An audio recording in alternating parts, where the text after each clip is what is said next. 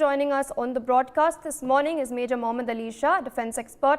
Good morning, sir, and thank you for joining us on NewsX. The army is, of course, on ground in Manipur and the peace endeavor continues. What do you make of these actions?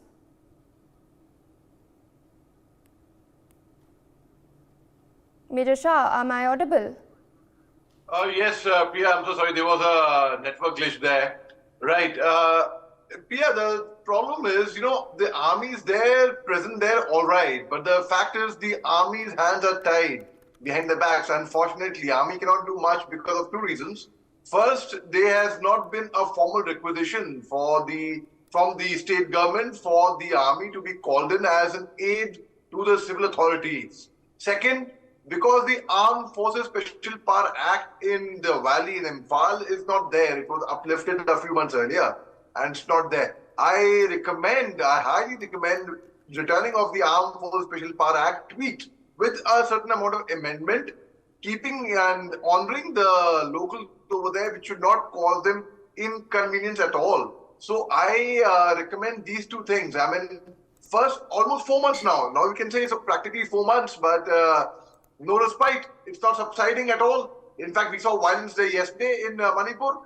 I was in a conversation with my friends from the Kuki tribe and the Maithei community back to back. I've been in back-to-back conversation, and what I realize is, Pia, both the communities want peace.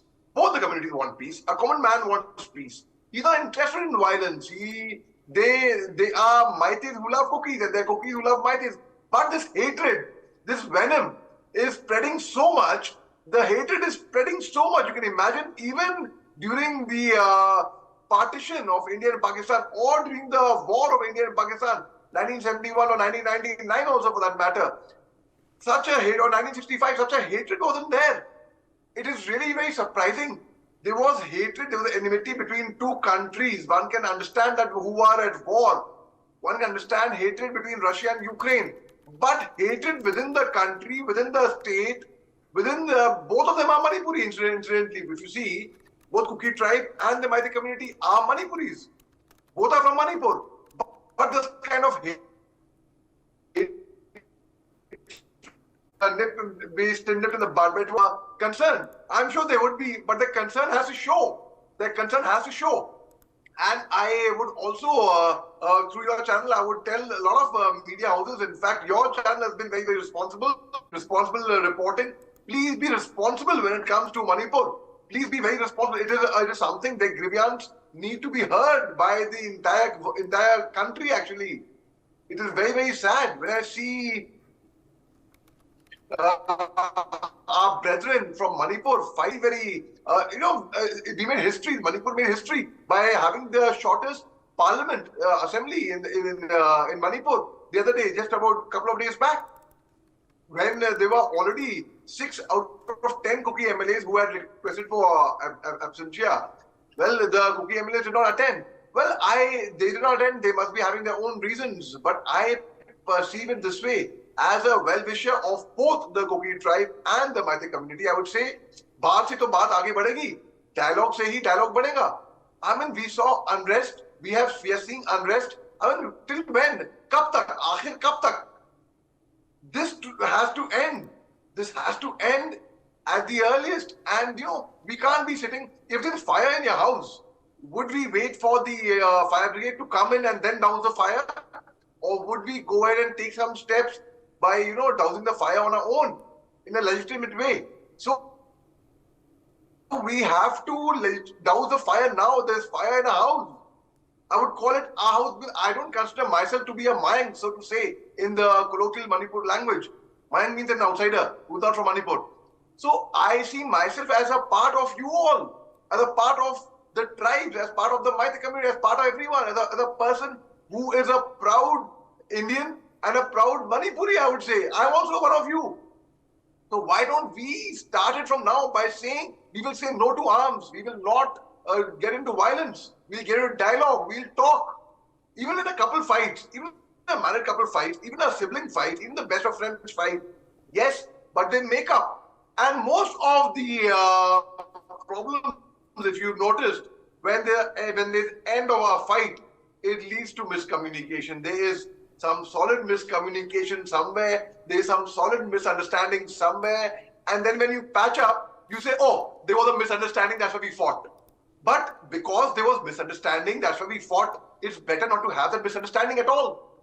I mean, it should be high time now, high time. If the central agencies or the state government is not able to solve it, is not able to resolve it, we have to not take law in the hands, but resolve it by calling out peace ourselves, by taking out initiative ourselves of peace resort.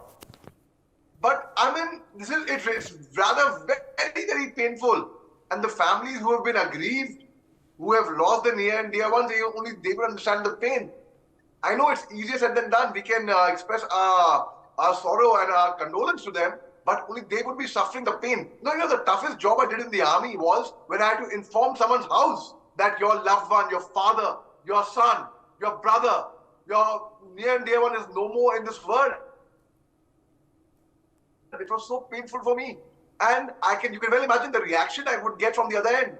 So it is indeed very, very painful. It is indeed very sad. So we have to stop it. Enough is enough. The neutral agencies have to come together. Now the golden question is, who are the neutral agencies? What authority, what power do they have?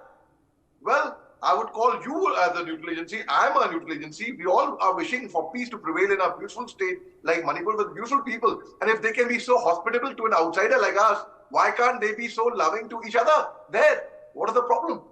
So I think it's about time a dialogue, a formal dialogue has to be called. We have sorted out insurgency in Punjab. Insurgency, that is. We have sorted out insurgency in Nagaland by calling a ceasefire, right? We have solved insurgency in Mizoram, in Jammu Kashmir to a large extent. Jammu Kashmir, now why cannot, there's not even insurgency.